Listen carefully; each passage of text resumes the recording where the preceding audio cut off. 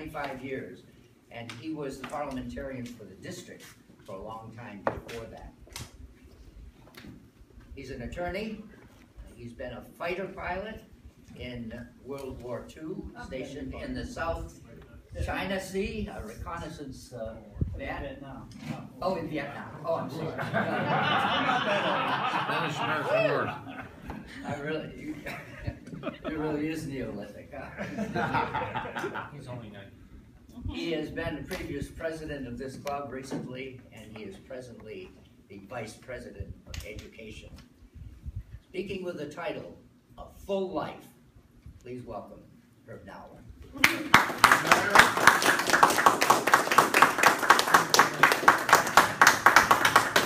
morning, ladies and gentlemen. A full life. Yes, I can say that I have, up to now, led a full life, but it's not finished yet. My life, in actuality, began when I was 21. The first 21 years was just in preparation.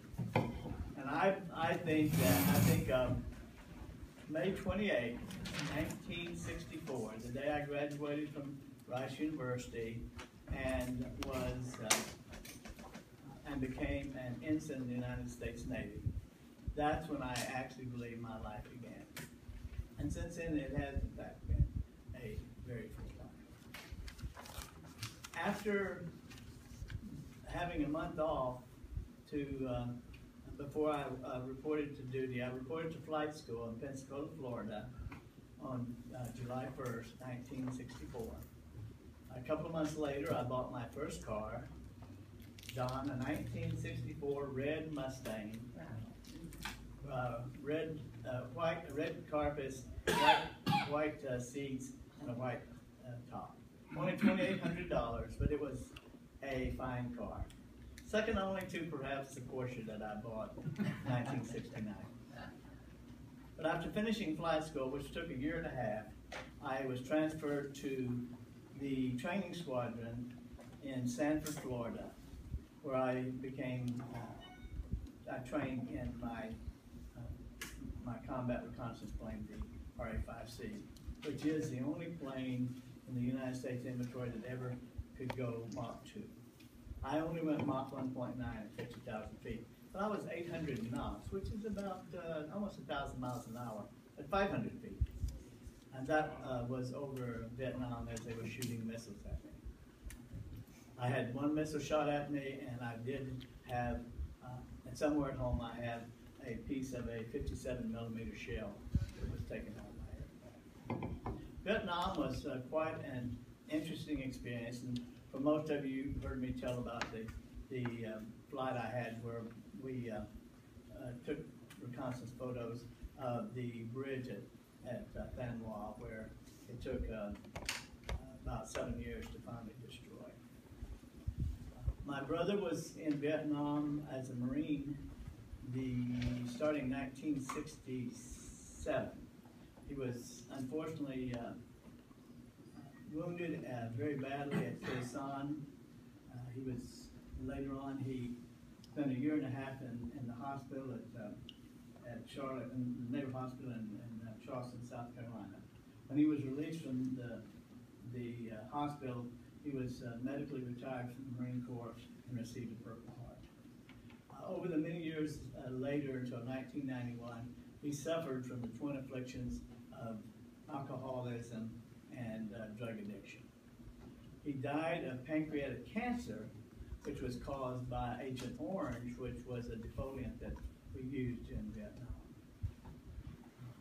And I was very pleased to be at his funeral. Unfortunately, I was not able to get home in time for his operation, but I was able to be there for his funeral, where he had a Marine Color Guard and the normal military honors for a funeral. After getting out of the Navy, on active duty, I spent 3 years in the reserves while I was in law school, flying airplanes out of Naval Air Station Alameda. I ended up in San Francisco in law school at a wonderful time. in 1969, the days when Haight-Ashbury was the place to be.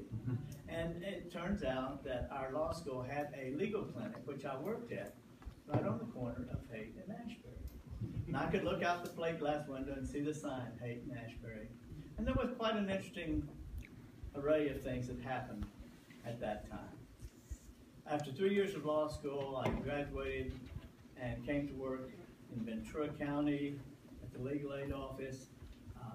While at legal aid, there were two cases, school cases that I was chief counsel in. One was against the Oxnard Union the Oxnard Elementary School District. In that case, we won, but it was the county asked it to go up to the Supreme Court, and we were successful in defeating it at the Supreme Court. The second case was one against the Oxnard Union High School District, which was a redistricting. That one went up to the California Supreme Court, and I was able to argue before Rosenberg and the Supremes. And that isn't a musical group.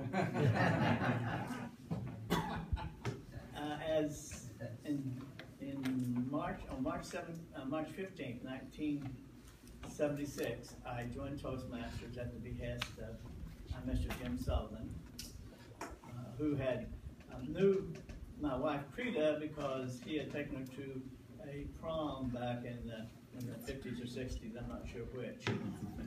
Long time ago. A long time ago, yes. Then, for the last 40 years, I've been a sandpiper. I belong to several other clubs as well. But through Toastmasters, I became district governor.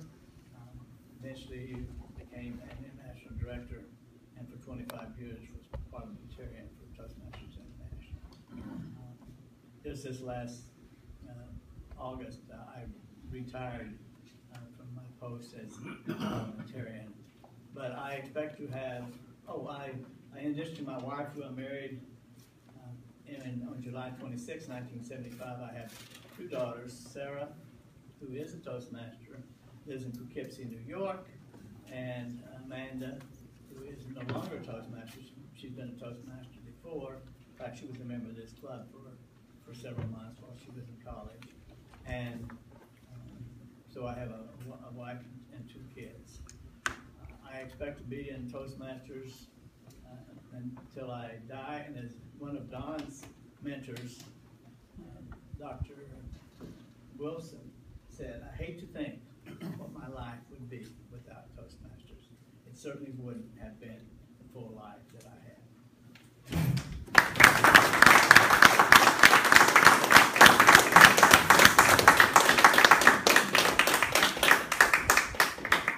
Thank you, Herb, for sharing your life with us.